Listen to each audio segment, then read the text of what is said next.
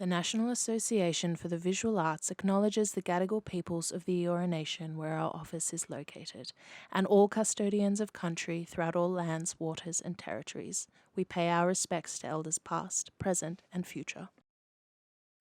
My name is Daniel Savage. I am a disabled artist, activist, curator and advisor.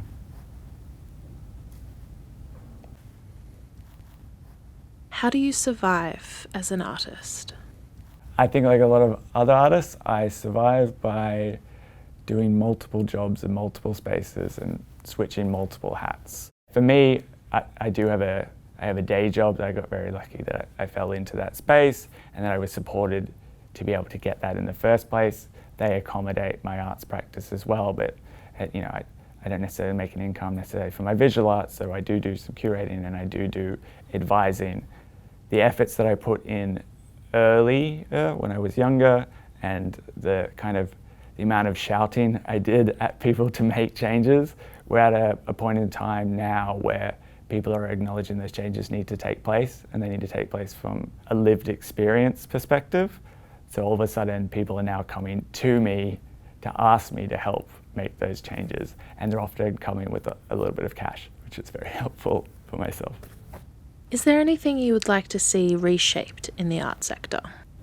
There's so many different spaces that I think need to be reshaped. It's not reshaped from one form into another, it's actually shifting a mindset to have the art sector be more evolving constantly, that we're trying to shift us away from that staticness of this exists here and in this way and for this audience, and think about kind of breaking down those barriers. What brings you joy in your work? Sometimes when I'm making the work, it's kind of a slog and I'm tired and I'm sore and I'm not really sure why I'm doing it. And I'm not sure if other people are going to enjoy the experience. And I think the joy in my practice and the joy in arts for me is that space for play and new ideas, and being in an industry or a space that encourages that. If you can do stuff that no one's thought of before, that's what's kind of really sparks things in people and sparks things in myself. So it's probably a detriment to my arts practice, but the things I find enjoyable is always trying something new and going in a different direction when maybe people might have been interested in the thing I was doing before and want me to do more of that.